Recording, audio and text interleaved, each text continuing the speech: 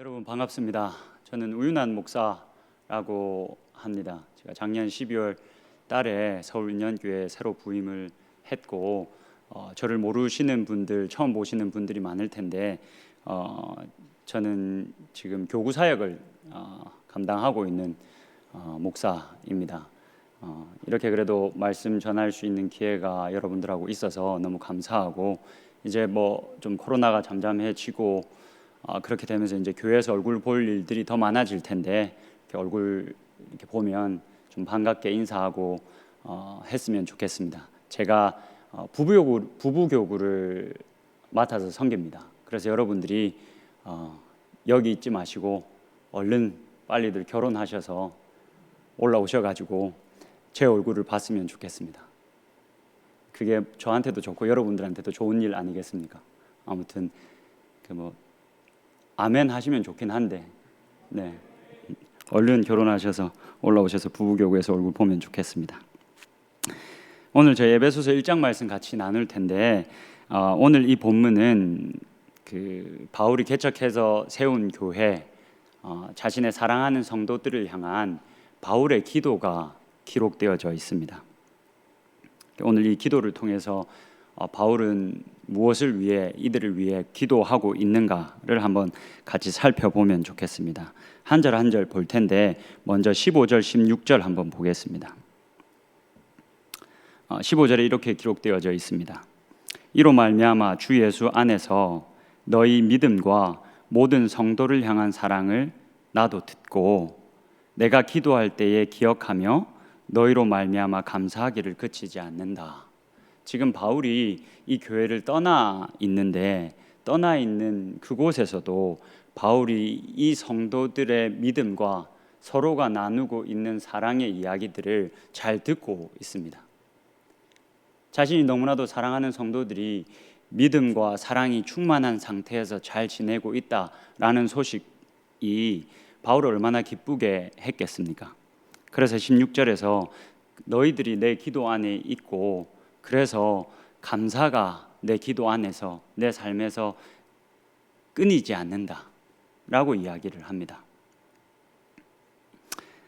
이 15절 16절이 별 그렇게 크게 중요한 것 같이 보이지 않지만, 사실은 이 15절 16절은 우리가 에베소서를 어떻게 봐야 할지 이렇게 방향을 잡아주는 역할을 하는 구절입니다.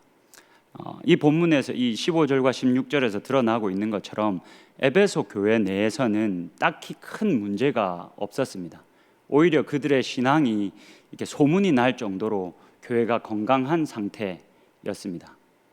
바울이 쓴 여느 서신들과 다르게 그 어떤 교회의 문제를 해결하기 위해서 쓴 편지가 아닙니다. 여러분들이 이걸 기억하시고 에베소서를 계속 읽으시면 도움이 됩니다. 그와 동시에 이런 질문을 던져 보셔야 합니다. 그럼 이렇게 문제가 없는 교회에 바울은 왜 편지를 썼는가? 그리고 잘하고 있는 자들을 위해서 바울은 무엇을 기도하고 있는가? 이게 오늘 본문의 핵심이기도 하고 오늘 설교의 핵심이기도 합니다. 여러분 이걸 기억하시고 계속해서 바울의 기도를 우리가 한번 읽어보겠습니다. 17절 한번 보시겠습니다. 이렇게 기록되어져 있습니다. 우리 주 예수 그리스도의 하나님 영광의 아버지께서 지혜와 계시의 영을 너희에게 주사 하나님을 알게 하시고, 이제 바울이 본격적으로 기도를 하기 시작합니다. 제일 먼저 한 기도가 지혜와 계시의 영을 너희에게 주셔서 하나님을 알게 하시기를 원한다. 여러분, 하나님을 알게 하시기를 원한다는 말은 무엇을 전제하고 있는 말입니까? 믿음과 사랑이 충만했던 교회에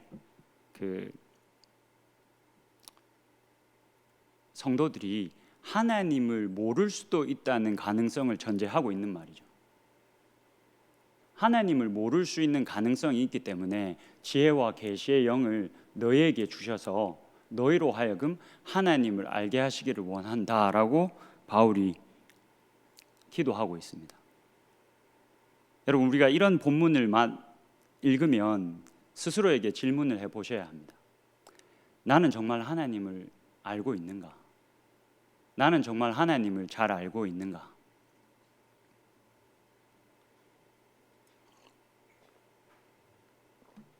여러분, 지금 한 5분 가량의 이 설교 동안 느끼셨겠지만, 저는 경상도 사람입니다. 제가 섬기는 이 교구에서 한 집사님이 제 설교를 듣고는 이렇게 말씀하시더라고요. 목사님 설교 너무 이해하기가 어려워요. 목사님 억양 때문에 너무 집중하게 돼요. 이게 사실은 제가 표준어를 쓸 수 있음에도 불구하고 여러분들 집중하라고 사투리를 쓰는 겁니다.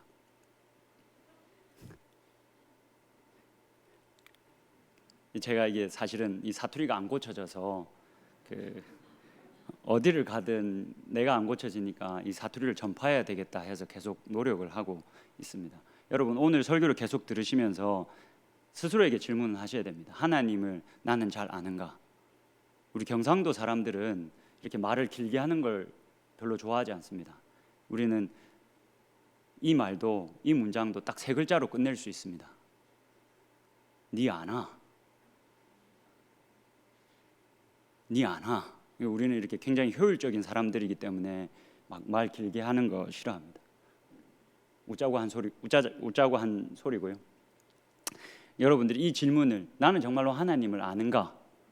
지금 믿음과 사랑이 충만한 교회 성도들에게 하나님을 알기를 원한다며 기도하고 있으니까 우리도 하나님을 잘 모를 수 있다.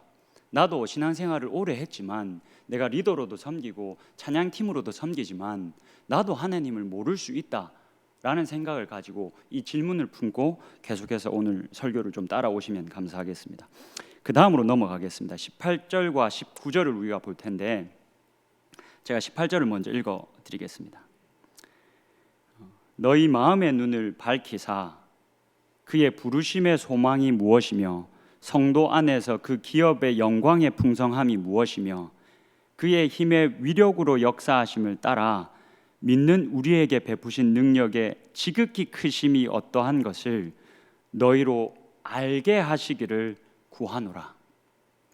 자, 여기서 나오는 그의 부르심의 소망, 18절에 나오는 그의 부르심의 소망, 그 성도 안에서의 그 기업의 영광의 풍성함, 그리고 19절에 나오는 믿는 우리에게 베푸신 능력의 지극히 크심, 이것은 바울이 1장 초반부에서 이야기한 우리들에게 허락하신 하늘의 복들을 요약해 놓은 부분입니다. 그래서 이것들에 대한 자세한 내용은 여러분들이 시간 나시면 이 1장의 초반부를 읽어보시면 이 어떤 이야기들을, 우리들에게 어떠한 하늘의 복을 하나님이 주셨는지 잘 아실 수 있습니다. 오늘은 18절에 너희 마음의 눈을 밝히사 라는 이 바울의 기도에 집중을 해보면 좋겠습니다.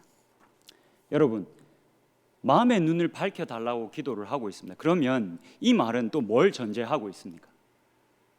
이 믿음과 사랑이 충만한 성도들이 이 마음의 눈이 닫혀 있을 수 있다, 닫혀 있을 수 있는 가능성을 전제하고 있습니다.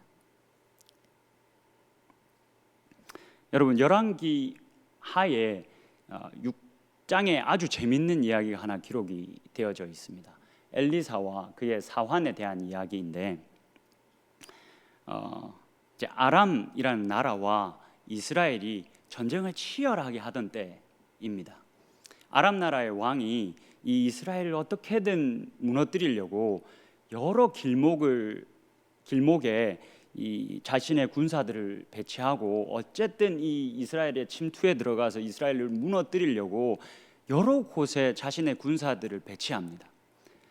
그런데 어찌된 일인지 기가 막히게 그 길목들마다 이스라엘이 서서 다 방어를 하는 겁니다. 이 사람들이 치러 들어오기 전에 이미 나가서 그것을 준비하고는 다 막아버리는 겁니다.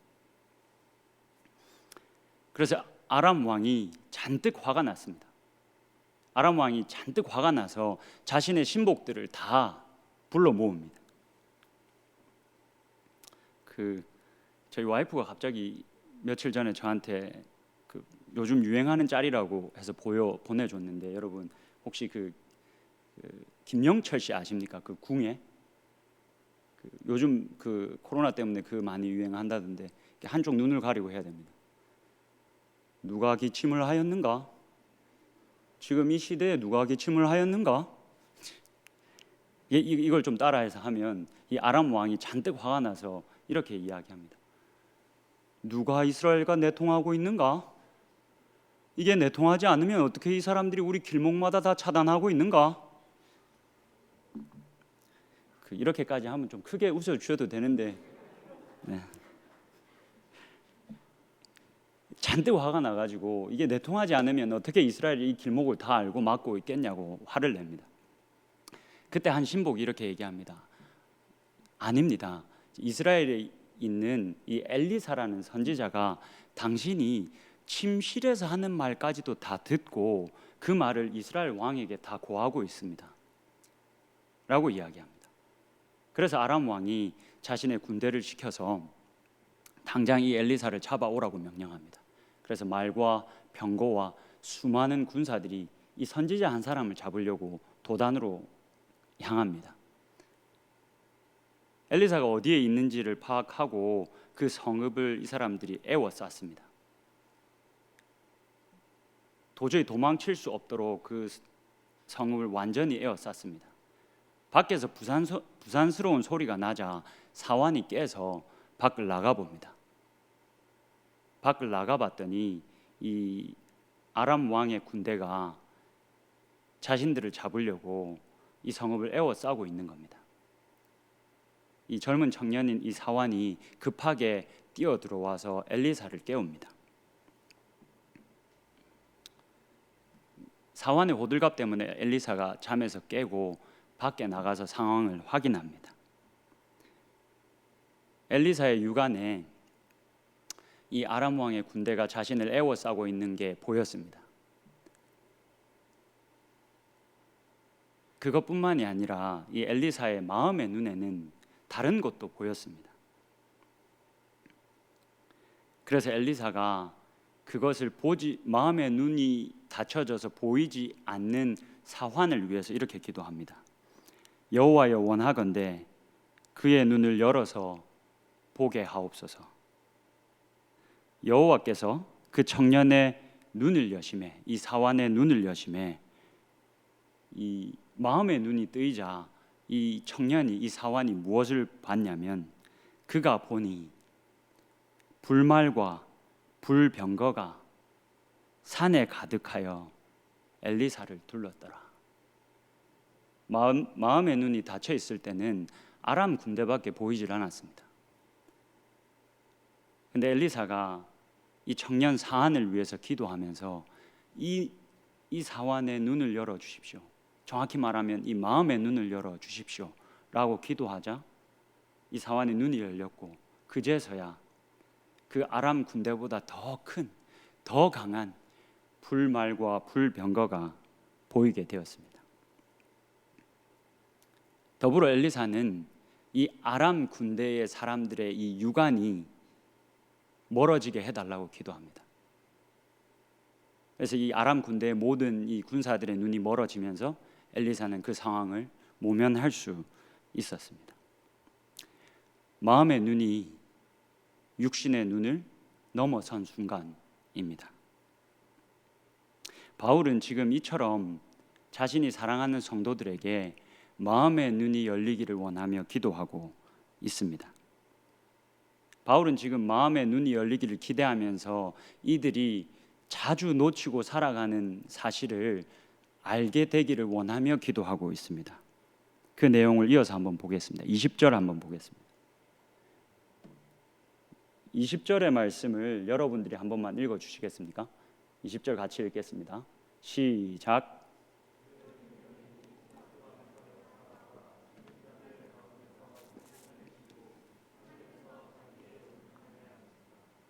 지금 바울은 자신의 사랑하는 성도들에게 마음의 문이 열려서 하나님의 그 능력이 깨달아지기를, 그 하나님의 능력이 얼마나 강한지를 알게 되기를 원하면서 기도하고 있습니다. 20절에는 그 하나님의 능력의 실체에 대해서 우리에게 말하고 있습니다. 하나님의 능력, 이 바울의 사랑하는 성도들이 마음의 눈이 닫혀서 자주 잊어버리고 살아가던 하나님의 첫 번째 능력은 20절에 기록된 대로 예수 그리스도를 죽은 자들 가운데서 다시 살리셨다. 힘없이 죽은 줄 알았던 그 어린 양 예수 그리스도를 하나님이 죽음에서 끄집어내셔서 다시 살리셨다. 여러분, 이 부활하신 예수 그리스도를, 죽음을 이기고 부활하신 그 예수 그리스도를 보고 계십니까? 늘 마음의 눈이 열려서 여러분 보고 계십니까? 코로나로 인해서 우리 취업이 더 어려워졌습니다. 더불어 결혼도 너무 어려워졌습니다. 근데 그 너머에 계신 부활하신 예수 그리스도를 여러분 진짜 보고 계십니까? 혹 마음의 눈이 닫혀져 있지는 않습니까? 심지어 죽음을 이겼는데 우리에게 죽음도 주지 못하는 그 문제들 때문에 부활하신 예수 그리스도가 우리들의 눈에 보이지 않지는 않습니까?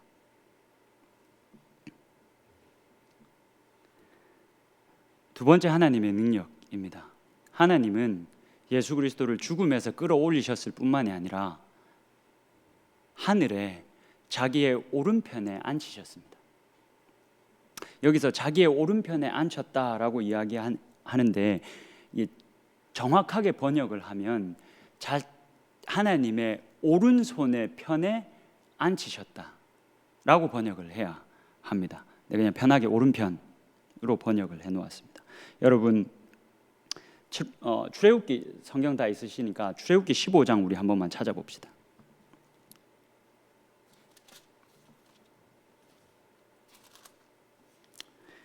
출애굽기 15장은 이 이스라엘 백성들을 쫓아오던 이 애굽 군대를 하나님께서 홍해 바다에 다 집어 넣으시고 그렇게 승리하게 하신 이후에 모세가 승리하게 하신 그 하나님을 찬양하고 있는 노래입니다.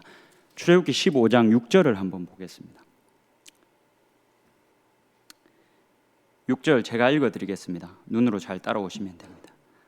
여호와여 주의 오른손이 권능으로 영광을 나타내시니이다. 여호와여 주의 오른손이 원수를 부수시니이다. 이제 저를 보시면 됩니다. 유대인들의 세계관에서 이 오른손은 힘과 능력을 상징합니다. 그래서 예수 그리스도를 죽음에서 건지시고 부활케 하시고 그 다음에 하나님의 오른손의 편에 앉히셨다는 말은 하나님의 힘과 능력의 그 자리에 앉히셨다는 말입니다. 쉽게 말해서 우리가 늘 자주 찬양하는 것처럼 보좌에 앉으셨다는 말입니다. 왕좌에 앉으셨다는 말입니다. 죽은 줄 알았던 그 예수 그리스도가 죽음을 깨고 승리하셔서 지금 어디 계신다고요? 하나님의 오른손 그 편에, 그 보좌에, 그 왕좌에 앉아 계십니다. 지금 그렇게 앉아 계십니다.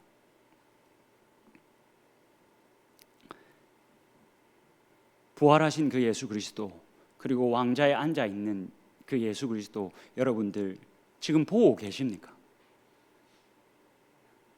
눈에 선명히 보고 계십니까? 이어서 21절 한번 보겠습니다. 21절과 22절의 말씀을 제가 읽어드리겠습니다. 모든 통치와 권세와 능력과 주권과 이 세상뿐 아니라 오는 세상에 일컫는 모든 이름 위에 뛰어나게 하시고 또 만물을 그의 발 아래에 복종하게 하셨다. 자, 그 다음 것은 마지막에 저희가 보겠습니다. 자, 21절에 바울이 이 부활하시고 보좌에 앉으신 예수 그리스도의 모습을 제발 좀 보고 살아라고, 우리들에게 제발 좀 가려지지 말고 눈 닫지 말고 그 보고 살아라고 우리들에게 더 선명하게 그림을 그려서 보여줍니다. 더 자세하게 설명을 해 줍니다. 모든 통치와 권세와 능력과 주권, 이것은 이 세상을 다스리는 악한 영적인 존재들을 의미합니다. 그리고 이 영적인 존재들에 이끌려서 이 땅에서 악한 통치자들의 역할을 하고 있는 자들을 의미합니다. 바울은 이렇게 선포합니다. 이 모든 통치와 권세와 능력과 주권과 이 세상뿐 아니라 오는 세상에 일컫는 모든 이름 위에 예수 그리스도를 하나님이 뛰어나게 하셨다. 여기서 일컫는 모든 이름이라고 되어져 있는데, 여러분, 우리에게 너무 강하게 느껴지는 이런 통치와 주권과 이런 능력들, 우리를 압제하는, 우리를 힘들게 하는 이 모든 것들은 여러분 이름 지어진 것들입니다. 창세기 2장을 보면 하나님께서 아담을 자신의 대리 통치자로 삼으시고 무엇을 명령하시냐면 눈에 보이는 것들을 다 이름 지으라고 하십니다. 그래서 실제로 아담이 다 이름을 짓습니다. 이 의미는 그냥 아담이 굉장히 큰 지혜로 그렇게 이름을 다 지었다 정도가 아닙니다. 하나님이 통치자 되시고 아담이 대리 통치자로서 이 땅에 있는 모든 것들을 이름 붙였다. 결국 하나님 발 아래에 모든 것들이 있다. 이 모든 것들을 하나님이 통치하신다. 근데 그 통치의 자리에 둘째 아담으로 오신 예수 그리스도를 앉히신 겁니다. 22절을 보면 또 만물을 그의 발 아래에 복종하게 하셨다라고 이야기합니다. 이 그림을 우리가 좀 더 잘 이해하려면 이 유대인들이 가지고 있는 하늘에 대한 개념을 이해하는 게 필요합니다. 여러분, 우리는 하늘을 자주 당연히 하늘은 우리는 단수 명사로 쓰죠. 근데 성경을 보면 성경의 이 개역개정에서는 거의 다 이 하늘을 단수 명사로 기록을 하고 있지만 사실 원어를 보면 이 하늘이 복수 명사로 자주 쓰입니다. 왜냐하면 유대인들은 이 하늘이 세 단계로 분류되어져 있다라고 생각을 했기 때문입니다. 신명기 10장 14절 한번 여러분 펴서 한번 보시겠습니까? 신명기 10장 14절 한번 펴보십시오.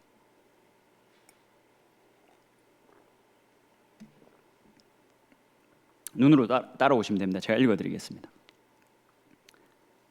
하늘과 모든 하늘의 하늘과 땅과 그 위의 만물은 본래 내 하나님 여호와께 속한 것이로되. 여기서 모든 하늘의 하늘이라고 말합니다. 그러니까 더 정확히 이야기하자면 가장 높은 하늘입니다. 고린도후서 12장 2절에 보면 바울이 자신이 계시를 받은 그 경험을 마치 남이 그렇게 경험한 것처럼 쓴 구절이 있습니다. 거기에 바울이 이렇게 이야기합니다. 내가 그리스도 안에 있는 한 사람을 아노니 그는 14년 전에 셋째 하늘에 이끌려 간 자라. 여러분, 이 셋째 하늘이 도대체 뭡니까? 유대인들은 하늘을 세 등분했습니다. 이 첫째 하늘은 우리가 아는 것처럼 해, 달, 별이 있는 공간입니다. 둘째 하늘은 영적인 존재들이 거하는 공간입니다. 천사들. 셋째 하늘은 가장 높은 하늘로서 하나님이 거하시는 곳입니다. 이게 유대인들이 가지고 있던 하늘에 대한 이해입니다. 이 하늘에, 이 가장 높은 하늘에, 하나님이 거하시는 그 하늘에 죽으신 예수 그리스도를 끄집어 올리셔서 그 하늘에 두셨습니다. 자기의 보좌에 앉히셨습니다. 그리고 예수 그리스도로 하여금 그 높은 곳에서 이 모든 만물을 다스리게 하셨습니다.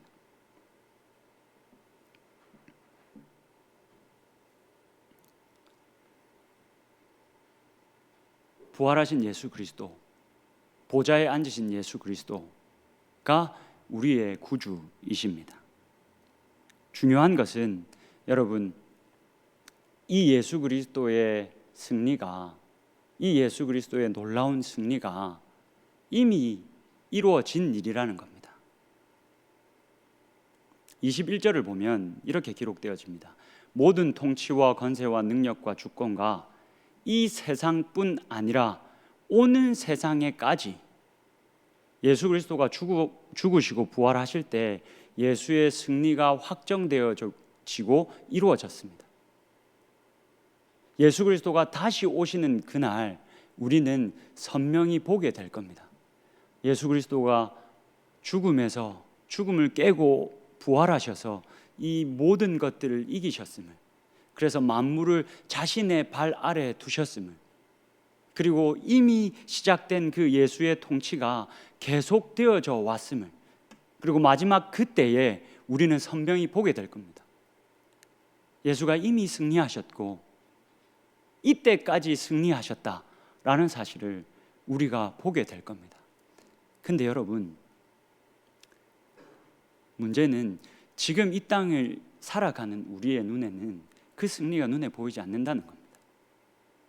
예수가 다시 오시는 날 선명히 보게 되긴 할 텐데, 문제는 지금 그 승리가 우리들 눈에 보이지 않습니다. 우리들의 육안으로는 보이지 않습니다. 그래서 바울이 이 사랑과 믿음이 충만하다는 교회에도 이렇게 기도를 하고 있는 겁니다. 너희가 하나님을 알게 되기를 원한다. 닫혀진 너희들의 마음의 눈이 이제는 열려서 그 예수 그리스도의 승리를 볼 수 있기를 원한다. 많은 사람들이 예수는 십자가에서 죽었다, 예수는 저주를 받은 자다, 그렇게 힘없이 죽어버렸다, 아무 힘이 없다, 아무 능력이 없다 라고 말하는데 속지 마라. 우리들의 눈에 보이지 않지만 예수 그리스도는 이미 다시 사셨고 이미 하나님의 그 능하신 오른손 옆에 앉으셔서 그 보좌에 오르셨다. 그리고 지금 이 시간에 이 땅을 예수 그리스도가 통치하고 계신다.